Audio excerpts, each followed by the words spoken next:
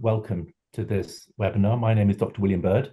I'm a GP and I'm CEO of Intelligent Health, and been an absolute passionate person about communities and health for many, many years, starting with health walks and green gyms back in my practice back in the 1990s. I am really, really privileged to be with four amazing people, five amazing people here.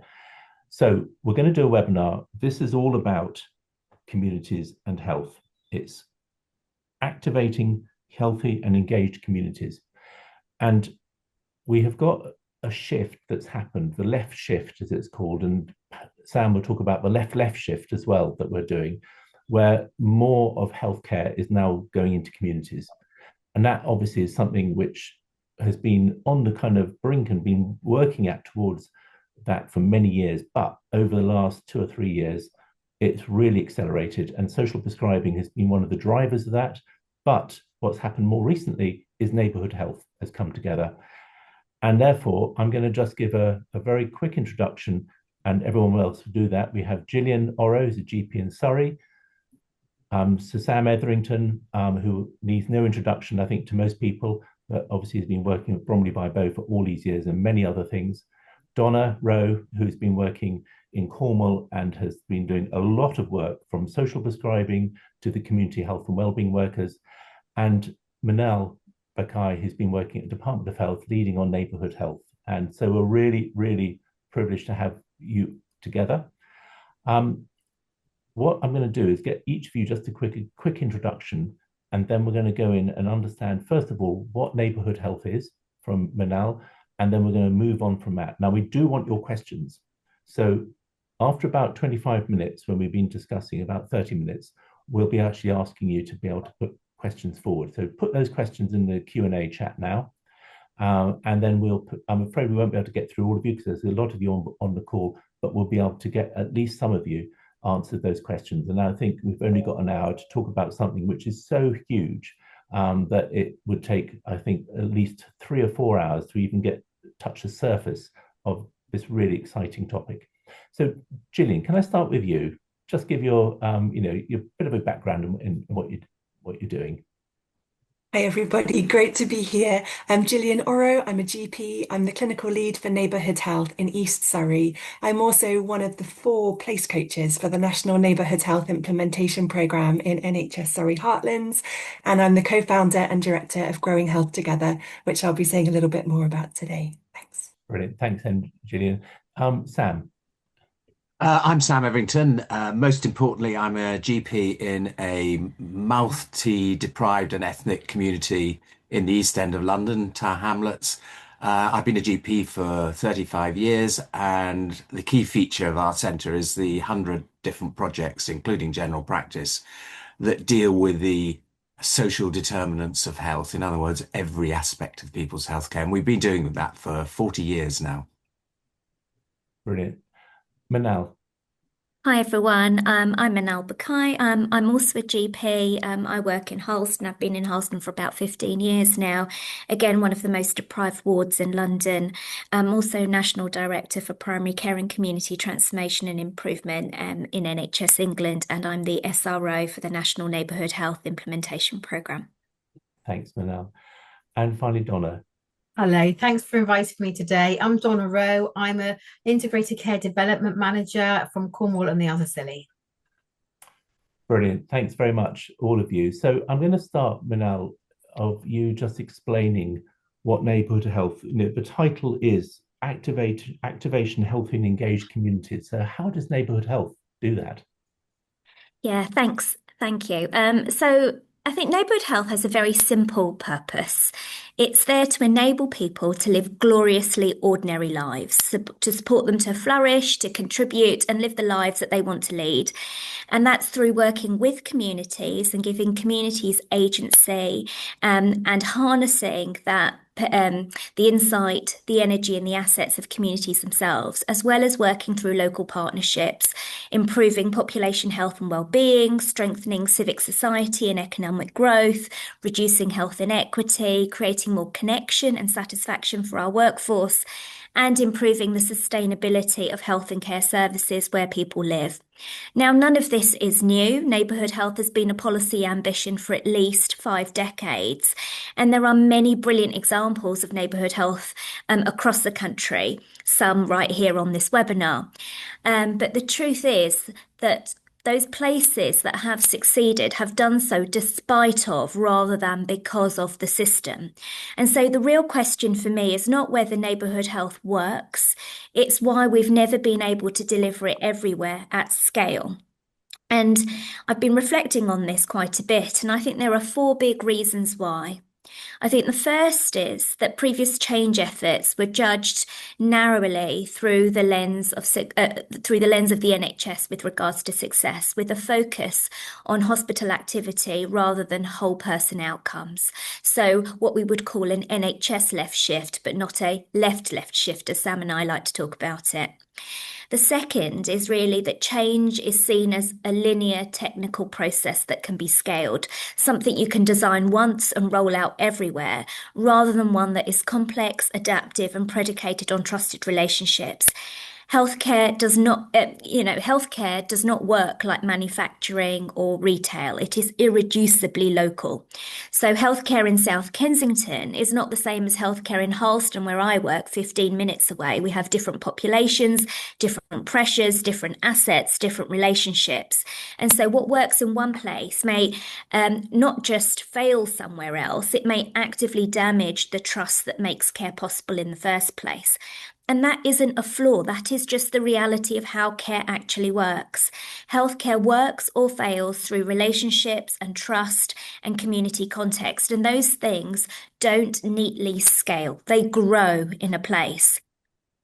Thirdly, it's about strategic commissioning and ensuring that commissioners have been enabled both with the data and the leadership backing to be able to shift resources out of the hospital. So even where we see a reduction in non-elective admissions or in length of stay, that we don't keep increasing the growth in hospital funding.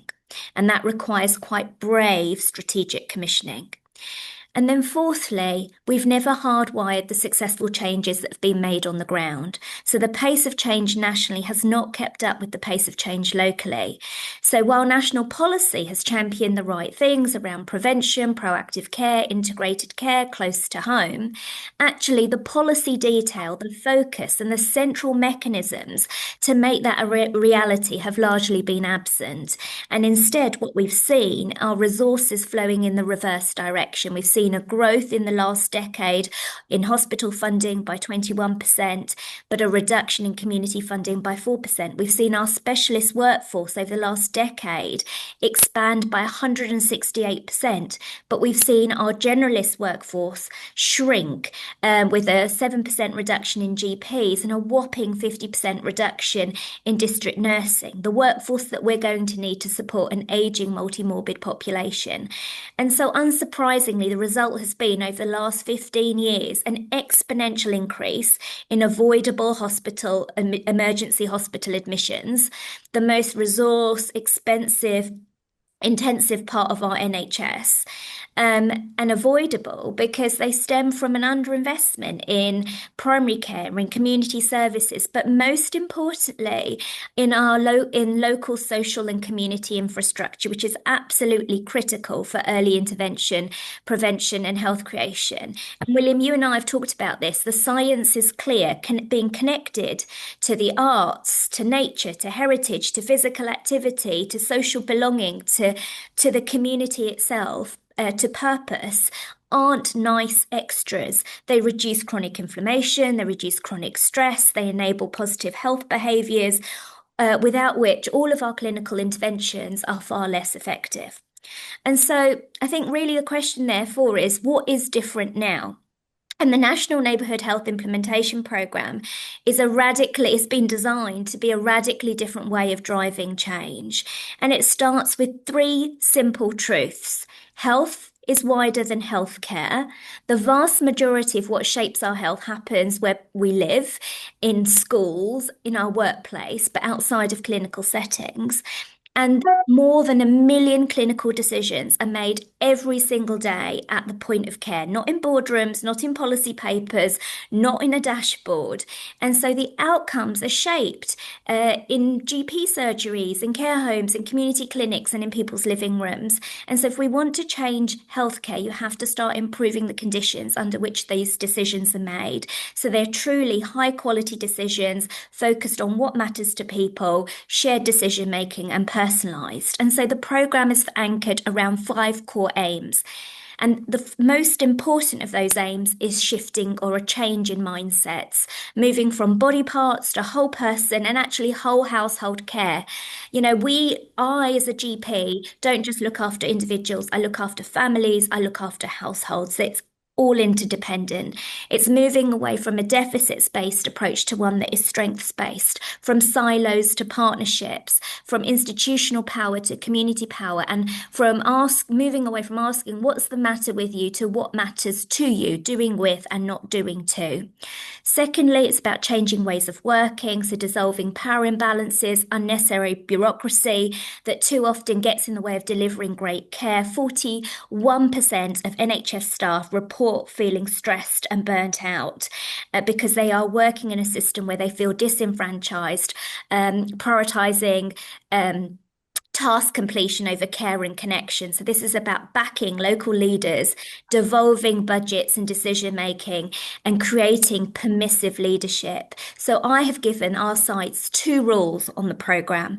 Don't break the law and don't make things worse, but actually they are encouraged to otherwise break the rules that get in the way of delivering great care. Thirdly, it's about changing how care is delivered. So it needs to be local, adaptable, flexible. But really interestingly, as I've visited now almost 80 different places across the country that are driving neighbourhood working, there are some key principles that are consistent across all of the places. You know, their places are using data and deep community connection to identify people who are at higher risk. They're coordinating a multi-agency team of teams around people with complex needs. They're mobilising the strengths of individuals, families, carers and communities, embedding co-management of long-term conditions, health and well-being. And they're actively supporting people to access community-led solutions that power prevention and health creation through trusted partners. Fourthly, it's about changing what we measure. So moving away from organisational metrics alone to actually focusing on what matters to communities. And so through the programme, we are measuring patient-reported outcome measures, patient-reported experience measures, person activation, staff experience, alongside health and care utilisation. And then finally, it's about hardwiring these changes, so giving it real teeth, redesigning funding flows, performance frameworks, contracts, regulation, so that we have the levers to ensure these new ways of working are embedded into everyday practice. And so fundamentally, the NHIP is deliberately designed to give places and those actually delivering care and receiving care real agency. And it's designed so that they expect unintended consequences and build in rapid feedback loops. So it's test, learn, grow methodology. They don't chase single metrics like I explained. They design for whole people. They're investing in relationships, because trust is far more powerful than compliance.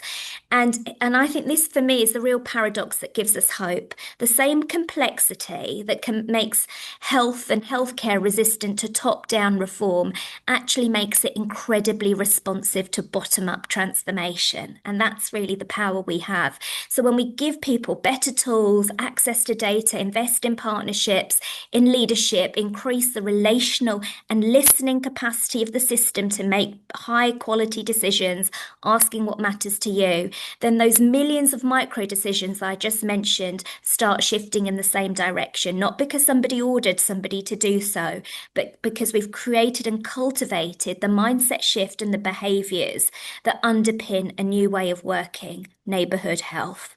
And so finally, I'm just going to come on to, so how do we then spread something that works when it's deeply local, when it's hyper local? And for me, the answer here is we're not scaling detailed blueprints. We are scaling the conditions that allow those solutions to emerge and be adapted to local context. And so we're taking what I call a tight, loose, tight approach. Tight on a shared mission and accountability, tight on shared outcomes and actively learning, but loose on how places deliver with the freedom to adapt to local context. This is about collaborative innovation, so designing with communities, so co-production and true co-production. We can talk about that a bit more later. But also then really cultivating and asking ourselves, what patterns of behaviour do we want to see and what conditions will make them more likely, rather than what's the protocol or process. And so partnerships, permissive leadership, shared mission, whole person outcomes, accountability to communities.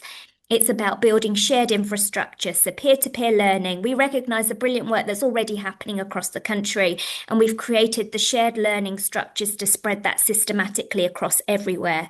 Digital tools, shared data and measurement, procurement and contracting, subject matter expertise, training and leadership development, building capability at every level. Each place has a national coach, working alongside a local coach, creating academies of good practice to spread capability across their systems, and fundamentally co-producing policy. So places are connected with national teams walking alongside them rather than above them. So policy is truly enabling, grounded in real world delivery, and that's funding flows, new contracts, performance frameworks.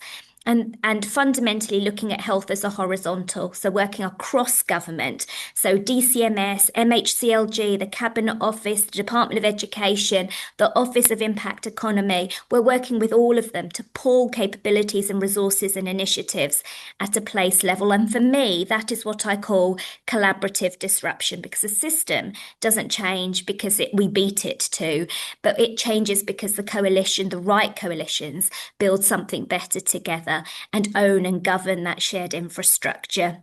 So proven models can grow, but we don't lose the magic that makes them work. And I just will end with the evidence is incredibly clear. When we harness that community health, population health and wellbeing outcomes improve, person activation improves, economic involvement improves, engagement in preventative health increases, and we see a huge reduction, a 50 to 60% reduction in ED attends, emergency admissions, GP appointments, and social care use. So fundamentally, recovery and reform for me are not silos. They are two sides of the same coin, and a left-left shift solves not just tomorrow's problems, but the ones that we're absolutely tackling today. Now, that was absolutely fantastic. And I think you have, and I've seen the reactions coming through where people just think, absolutely, this is what we've been waiting for. We couldn't have a better person in charge. So thank you for that. And I know your passion about this is completely, cut right through you to your heart. You're not doing this so much as a job, it's a vocation, it's a mission. So thanks for that. And you put it so eloquently. Sam, I'm going to come to you because you've been in this space for many, many years and you've seen what's happened, and you talked about the left-left shift, which I know you and Manal have been going through. Can you explain that? And can you explain also, perhaps push back some areas of this is great and what we're doing, but is this going to happen? Is this going to work? And how can we make this work? And how does it add value to the work you've been doing? So, Sam, to you. So a fantastic outline of neighbourhoods by Manal. Thank you, Manal. And I think the comment I'd make is we cannot carry on doing the same thing. It's the definition of madness, isn't it? Carry on doing the same thing and expect a different outcome. So something new has got to happen, either to manage the NHS within its budgets, or alternatively, as part of that, actually get far better outcomes for patients. We are seeing the stabilization of life expectancy. Actually, women in my area have a lower life expectancy than men now. And by 2040, the difference between healthy life expectancy between rich and poor will be 20 years. So you can expect to hit chronic disease at the age of 50 if you're poor. If you're rich, it's 70. And that is not going to be solved by the traditional approaches that we have done in the past years in the NHS. So we've been doing this work actually over 15 years in Tower Hamlets. I was chair of the CCG. We had PCNs for 15 years, social prescribing in every practice. Most importantly, we had a £10 million local budget to do neighbourhood health. And what did we deliver in one of the most deprived areas? So when I was challenged by the head of the civil service actually on this issue, well, that's all very well, you've done it in Tower Hamlets, Sam, but why haven't you spread it elsewhere? I said back to him at the time, well, I think it's a question for you. If we can do it in one of the most deprived and diverse and challenging communities in the country, why haven't you delivered it? And I think the neighbourhood is the response to this. Now, what did that 10 million pay for? And I'll just give you some very quick examples. Multidisciplinary team to manage that, 3 to 5% of complex care, terminally ill patients. 47% of people with terminal illness die in hospital. That is a scandal. When Sam Jones and I worked on the vanguards, one of the vanguards reduced that to a third. I give my mobile phone number to all my terminally ill patients. This enables them to die where they want to die, at home, surrounded by their family, in their community, not in hospital. And ironically, at significant less price. That's the MDT and one of the things it's delivered. We have shifted virtually all type 2 diabetes care out of the hospital. And that's the left shift that government is talking about that. And we've done that with a fantastic consultant at the Royal London Hospital, Dr. Chowdhury. He's a hero to all of us. And he now is responsible for managing all type 2 diabetes in the community. He comes and teaches us. We have his mobile phone number, email address. All the nurses and all the doctors have it. And guess what? That shifted care out. And actually, he perceived that would be a massive piece of work. But when he realized that actually what he'd done was mobilize a massive team in the community, actually, it's a significant less work than people perceive. We then, with advice and guidance, have fundamentally, all our referrals are advice and guidance, which means actually you can manage 65%, up 65%, without having to sit for months on a waiting list.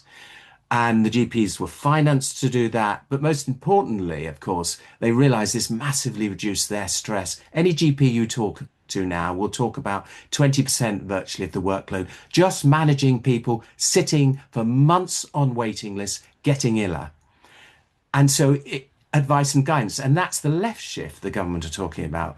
And then just one final example, we set up a GP care group owned by all the GPs in Tower Hamlets, 350,000 population, that manages out of hours, manages the urgent care centre in the Royal London Hospital. And what we look forward to is taking over 111. So we've got an integrated system within the whole process. Neighbourhoods, as Minal said, 80 examples across the country. We've just got to find how you make this happen elsewhere. And so finally, I want to share with you some key secrets about what makes this work. Number one, relationships. In our terms, that's a curry evening on a regular basis, actually, with all our colleagues. 2, training together. I like to say I'm not a brilliant GP, but I am brilliant because of my team. And I'm on the board of NHS Resolution, and so many of the failures in the systems, the mistakes that are made, come down to poor team culture. And you see this at a fore in the area of maternity. We are as strong as our team, and if you're going to have a strong team, you need to train together. We give protected learning time to every practice to close half a day a month so that everyone can train together, receptionists, GPs, everyone. We create dashboards, so there needs to be an openness about actually what is being delivered. Not performance data, this is really important. This is sharing how every general practice, every community setting is doing in an open and transparent way so that we can all learn from each other. And GPs love dashboards because they love to look at who's doing really well and where they are on the dashboard and actually, how do I get to the top? We're very competitive on a professional basis. 2 more final, very quick points. The left shift, what do I mean by that? It is around social prescribing. So it's about personal medicine, which is what Minal's talked about. It's about holistic healthcare. It's about what matters to individual. But actually, as part of what you're doing is where I come from, Norway, you pay to go and see a GP. That's not going to happen here. But actually, you're getting a co-payment from patients. They are investing their time, their family time, their community time in their healthcare. And guess what? You get 100 times better outcome when you do that. So how do we hand things back to patients? And I leave on the table, the final thing is absolutely crucial to this is money. I would argue very strongly when you consider that just repeat attendance in outpatients, the cost of that, so not the first appointments, the repeat attendance is the equivalent of the whole cost of primary care, and that you could reduce these repeat attendance by 80% using best practice. Why would you not give the neighbourhoods the budgets for outpatients? So what's going to be the financial lever that's going to actually back up this left shift and the left shift? Sam, thank you very much. Again, absolutely brilliant. And with so much knowledge and experience you've come with it. So this is not just stuff you've talked about, this is stuff you've been doing for many, many years.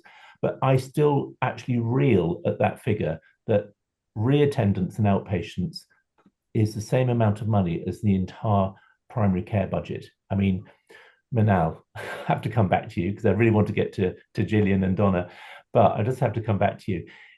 Is there ways we can sort out some of this funding? And I know that you want to just mention a few things about the investment. How can we do this?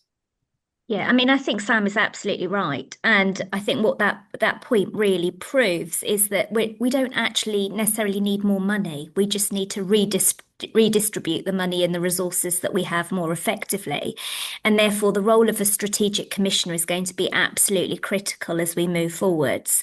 But I think in addition to that, and there is lots of work happening nationally around rewiring funding flows and creating the financial incentives to move resources and money left and left.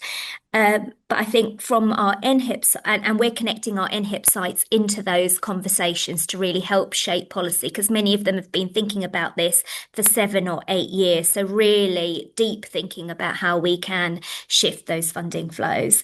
But time and time again, sites will raise the fact that there is no seed funding for neighbourhood health. So the NHIP programme doesn't come with additional funding for sites. And so one of the key things that we've been doing is working with the Office of Impact Economy. So I mentioned looking at health as a horizontal, so not just within the confines of the NHS or the Department of Health. And so we're looking at blended finance models, or what we're calling impact investment, where we take public finance and we add private finance to that, philanthropic and social investment as well. And we are looking at ways in which we can make that opportunity a reality across the country. So we have some sites already on the NHIP programme that have embedded a blended finance model, impact investment model. And what they've used that money for is 20% has been used to develop an anchor organisation. We all recognise the critical importance of the voluntary faith, community, social enterprise sector, VCFSE, in driving prevention and health creation, but often they are hampered because of a lack of infrastructure, small grants, and instability of multi-year funding, and therefore lacking the levers to grow their capacity to scale. To deliver at scale. And so that 20% is a non-repayable grant that is used to build that VCSE infrastructure and to fund predominantly grassroots community organisations to give them multi-year funding and stability to increase their capacity to then provide those really essential services to the communities aligned to what they need. And then the 80% is used to fund neighbourhood teams. So the actual teams are delivering this care, and that's on a repayable basis. So the reason why it's important that it's repayable means that collectively the system needs to work to shift care left, so to reduce emergency admissions, to reduce outpatient activity, and that growth funding that we would have traditionally seen in hospital funds basically is curtailed, and that funding is used to repay the grant. And what's really important about this model is that all of the money is then reinvested through a community interest company back into community. So it starts to form a sustainable approach going forwards. And so the work we're doing is looking at how we create the financial and governance infrastructure to start really being able to pool this finance at place level, to give places that autonomy to spend aligned to their community's needs, to give greater agency to local VCSC and community groups.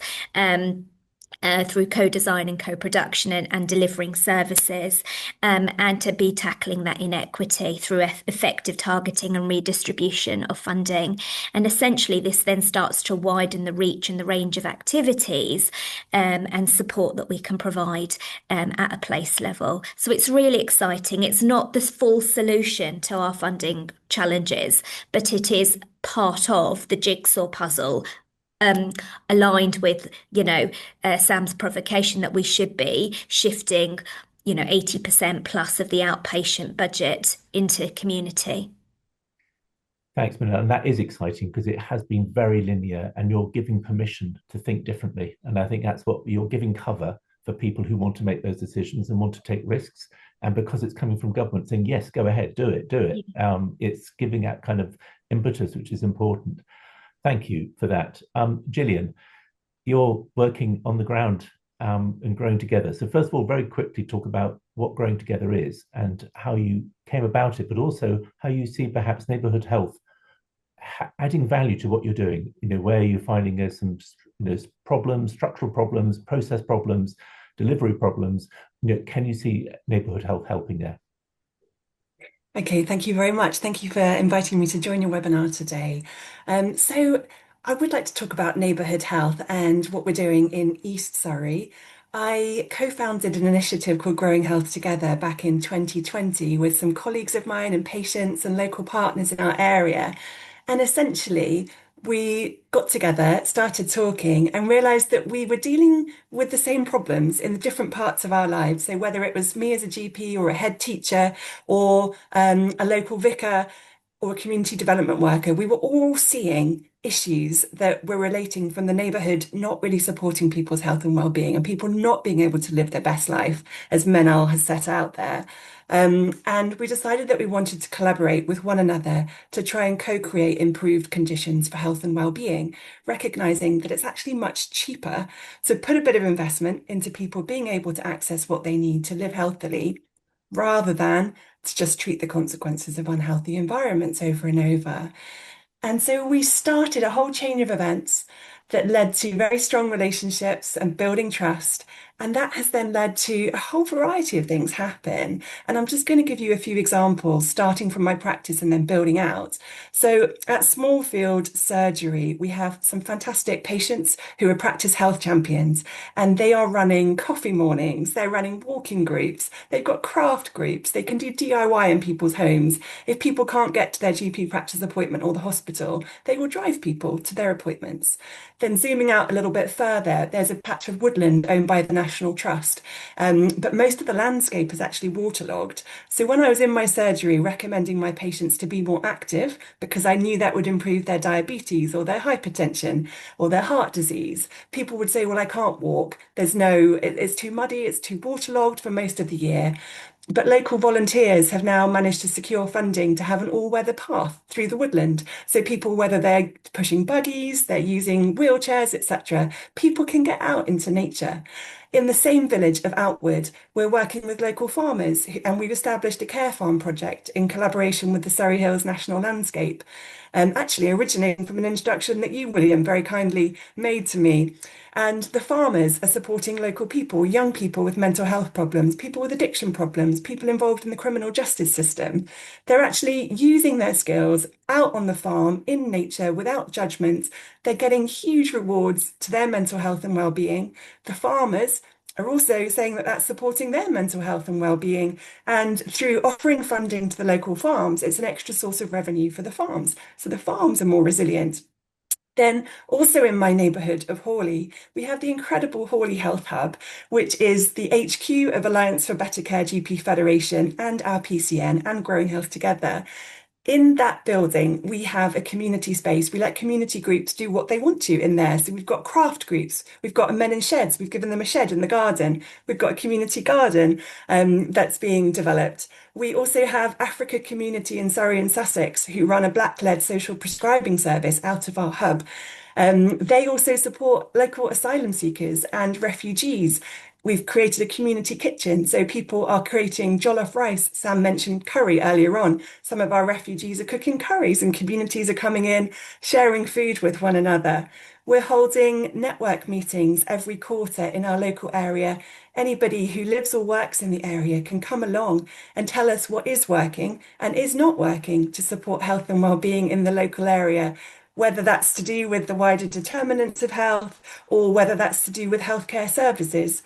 One example, some local people from a housing estate told us they were struggling to get GP appointments and they wanted a new GP practice to be built on this housing estate, which was perhaps, they argued, poorly served by healthcare. We weren't able to have the staff or the money to create a new GP practice, but we worked innovatively with our local council and partners to create a clinical space in a neighbourhood hall that was being built with Section 106 money. So we're now going to have a satellite GP clinic on this housing estate, which has allowed us to respond to the express needs of the local population in an adaptive way. There's so much more that I could tell you about what we're doing with schools and faith groups and mosques and so much more, but hopefully I've conveyed some of the passion and enthusiasm and some of the initiatives that in our area have arisen through us coming together, joining up with this ambition of improving health and well-being for everybody. And I think most importantly, allowing communities themselves to lead and shifting power and resources into the hands of our communities because they know what's best and they have incredible capacities. And it has been such a rewarding process to be a part of. As to your question about how the National Neighbourhood Health Implementation Programme can support what we're doing, we are already seeing in real time how it's helping. To give you one example, we've had so many different partners involved in our work over the past 5 years, except I would say the local acute hospital. But now that National Neighbourhood Health is on the agenda, they are interested in what we're doing, and we hope in the future we'll have some more support and investment and be able to do some of the work perhaps that Sam was alluding to earlier. And I haven't even got onto the topic of our anticipatory care hubs and how teams of local matrons, GPs, physician assistants are supporting older people with the most complex needs, and how our hospital are increasingly supporting this process. We have a geriatrician who's part of the team and part of our multidisciplinary team meetings. But there's so much more that can be achieved when we have all partners, including our acute hospitals, working with us. And as Manal has also alluded to, it's just a fantastic mechanism to learn about best practice from different parts of the country and even from within our system. And we have greater, capacity to do that. So I'm really excited about the journey ahead. Brilliant, Gillian. And again, your enthusiasm comes out so strongly. What people don't realise that your background is actually also as an epidemiologist at Cambridge University, which means you can actually hold the evidence side of it and this together. And I think in the past, when perhaps I was starting out, it was the word fluffy was always used because everyone said this is fluffy medicine. It's got no evidence. It's got no, and therefore they wanted hard science. But you can actually create that, and we know it's not all about linear ways of doing it. It's messy. It's difficult, and I think holding those two together is really important. I'm going to come on to Donna now because I really want to make sure before we go into the questions that Donna, you can just explain what you've been doing in Cornwall. You've got a long history in the NHS, and so perhaps if you can just explain the work you're doing now, and again, just like Gillian just did then, find out how neighbourhood health you think can help you, and a bit of a story about what you're doing here. And then we're going to promise you to everyone, we'll have at least 15 minutes of questions as well, which are pouring in, which is great. Donna. Thanks, William. Thank you. So I'm going to share with you some work we've been doing over the last 3 years, we recognise the importance of our communities, the importance of supporting people in the most deprived areas. That was our starting point. And we'd heard about some work happening in Westminster around the Community Health and Wellbeing Worker Programme that originated from Brazil.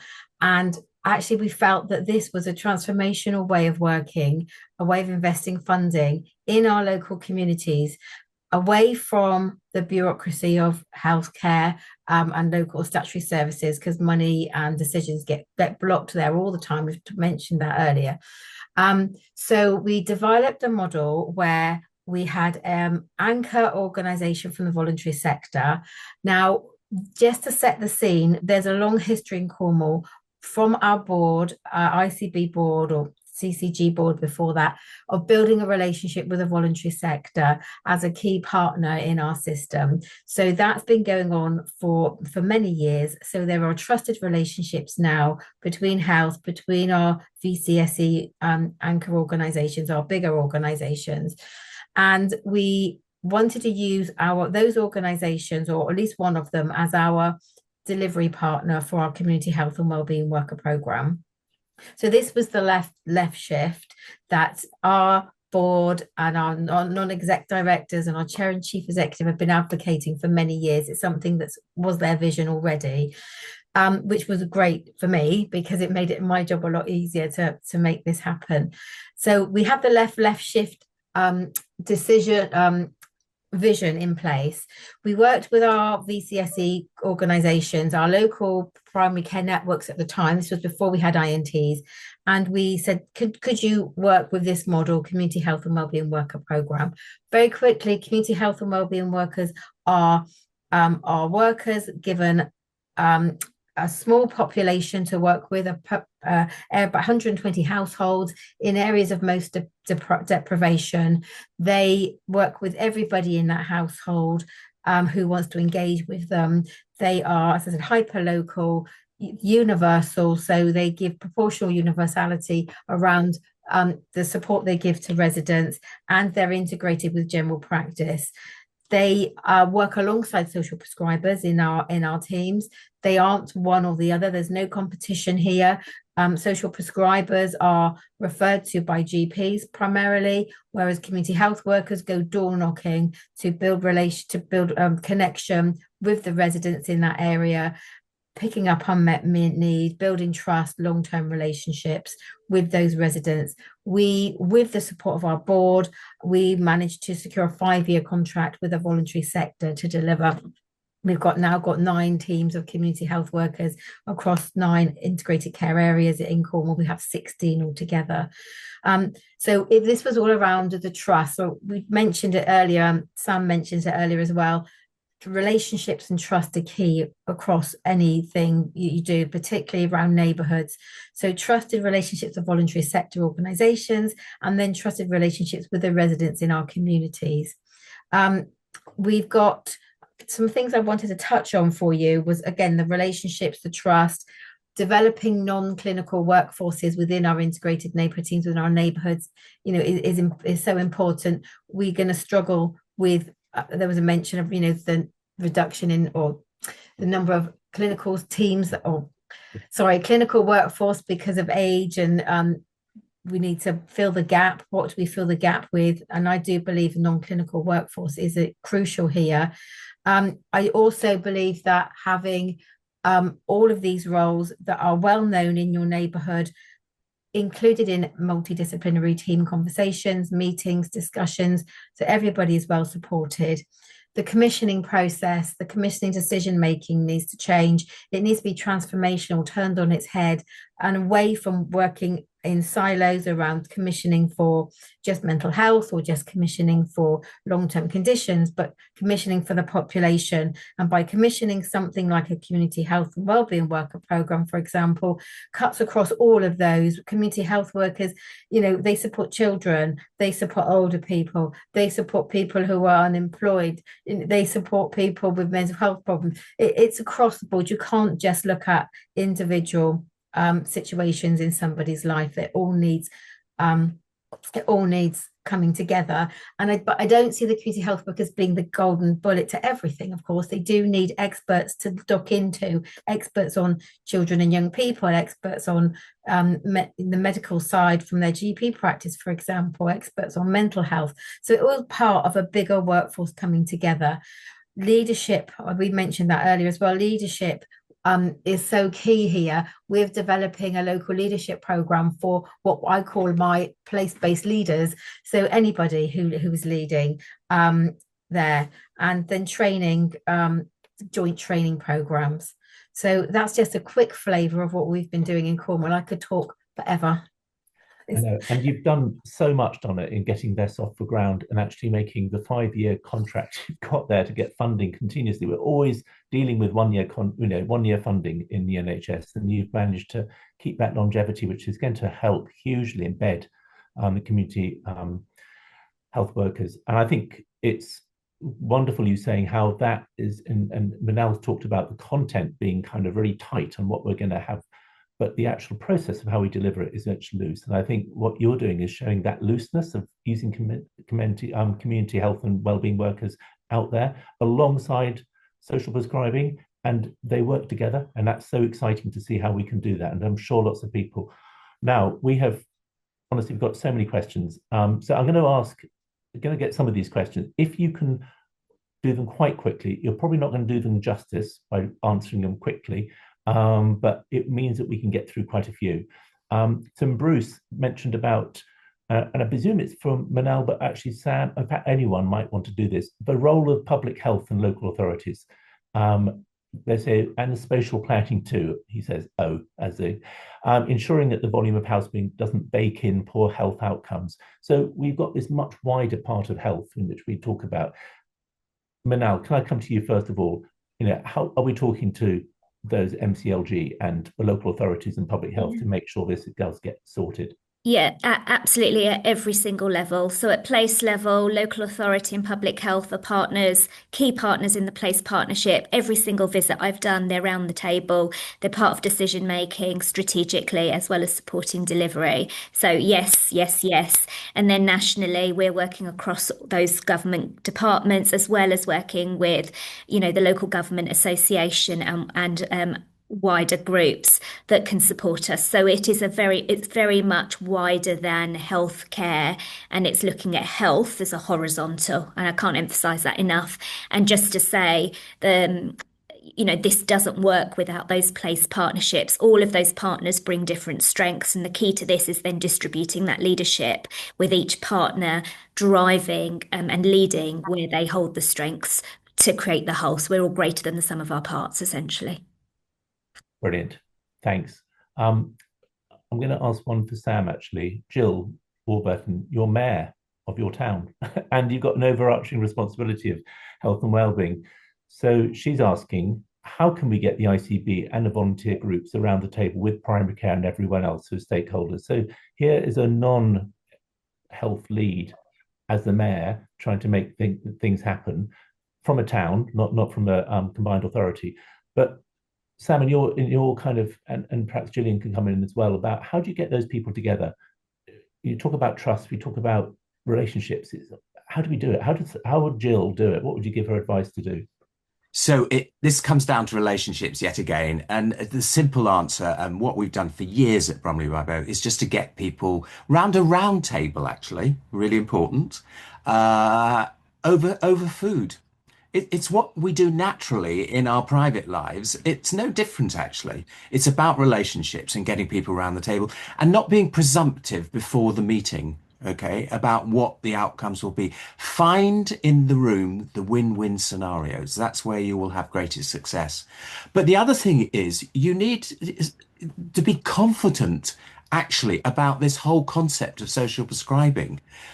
There is a mass of evidence now actually about how effective it is. It's not as easy, yes, as this pill will reduce this blood pressure, but the evidence is there. And for anyone who wants to, go to the National Academy of Social Prescribing and their booklet on the impact of social prescribing on health services use and costs.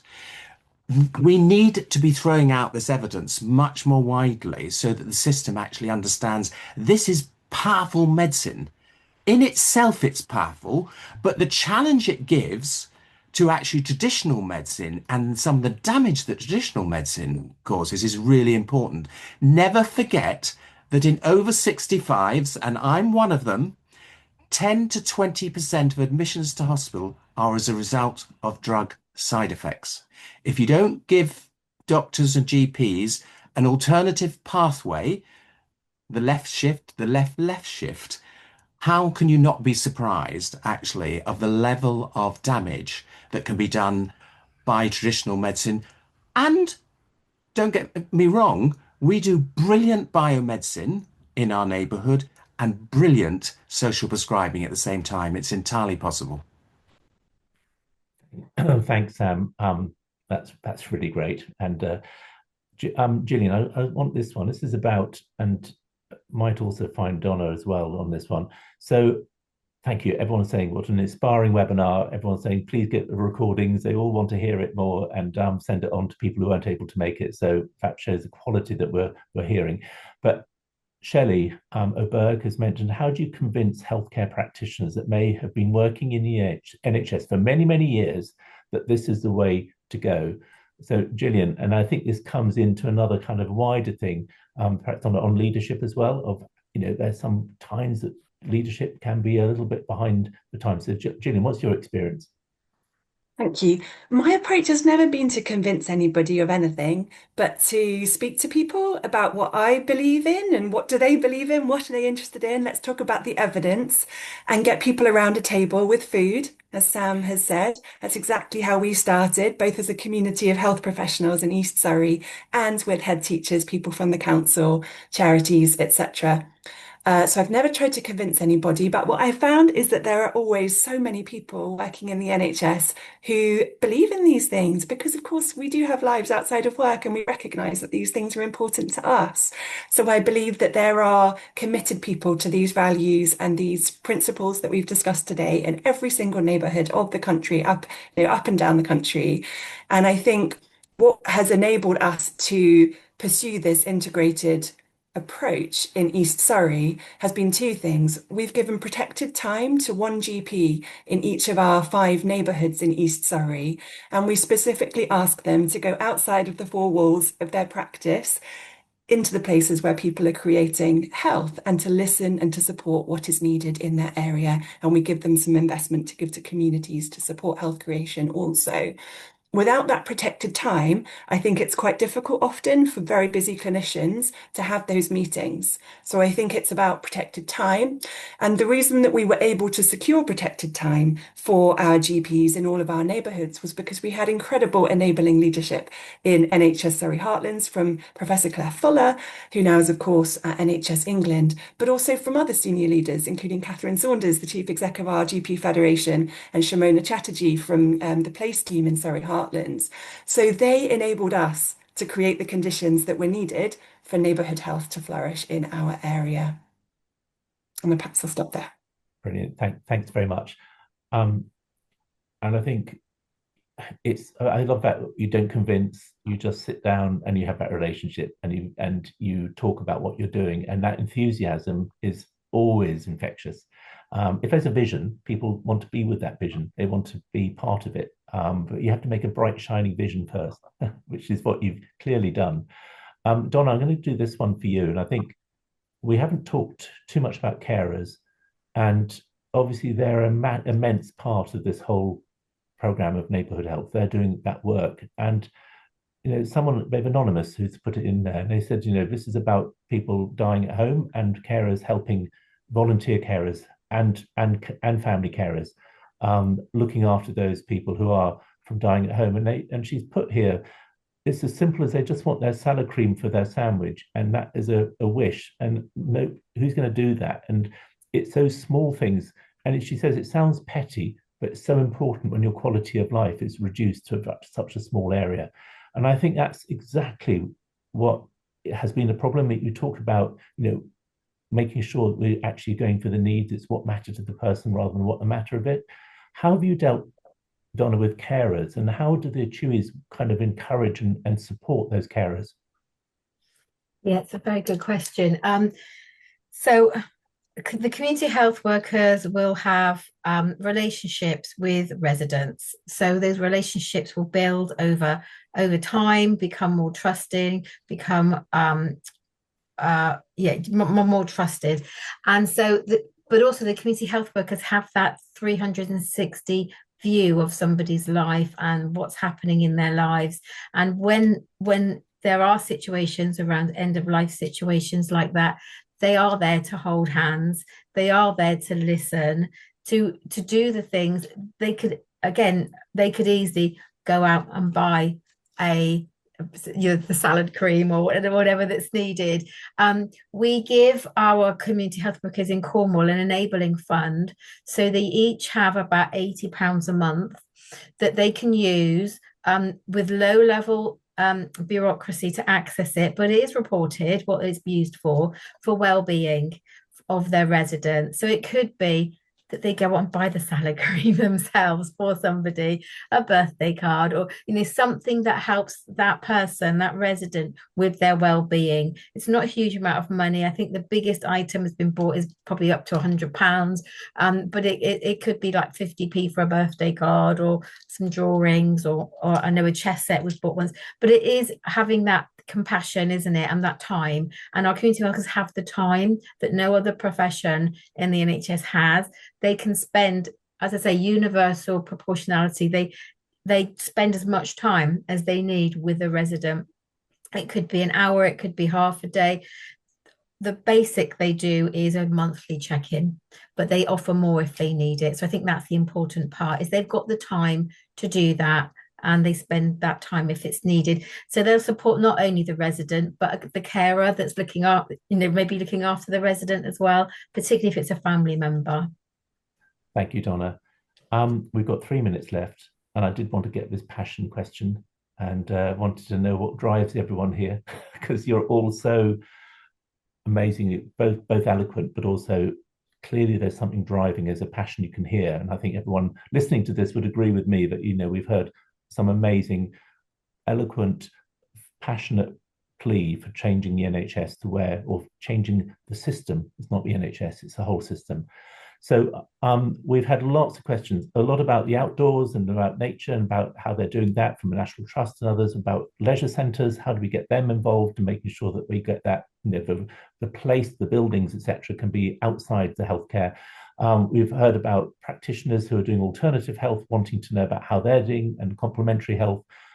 There is a huge amount. So I think what we'll do is, we're not going to be able to answer, obviously, this in 2 minutes, but I'm going to ask a very quick fire to everyone. I'm just going to go around on my screen.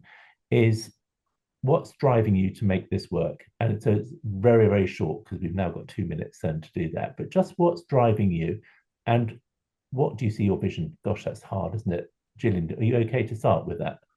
Sure, try and be really brief. I care so much, I care so deeply about the patients that I serve and my colleagues and the NHS and the planet that we live on. I just want to do my best. That's what drives me, and the evidence. And what's your vision? What's the perfect? I guess everybody being involved, and flourishing people, flourishing nature, and health equity. Perfect. Thanks so much. Sam, you're next on my screen. It's about being an effective doctor. I learned years ago, when we started bringing complementary therapists into our surgery, that what I'd learned at medical school wasn't nearly enough, actually, to deliver the care I needed to deliver. And we couched that term 40 years ago, what matters to individuals, not what the matter is with them. So you don't see them as a liver or a diabetic. You see them as themselves. And that's what drives me. And my vision for the future, well, improved health of the nation. Our government should be using the terminology health, health, health. If they did, that would tackle everything that needs to be tackled in our society. Brilliant. Thanks, Sam. Manal. So for me, actually, it's quite personal. It's my dad. Unfortunately, my dad passed away when I qualified from medical school, but he was a GP, and unexpectedly at his funeral, 4,000 of his patients came. And that just tells you the impact that you can have as being an anchor in your community. And they came not because, I mean, he was a fantastic clinician, I'm sure, but because he had supported them with all aspects of their lives. And I think that is what drives us all as a purpose.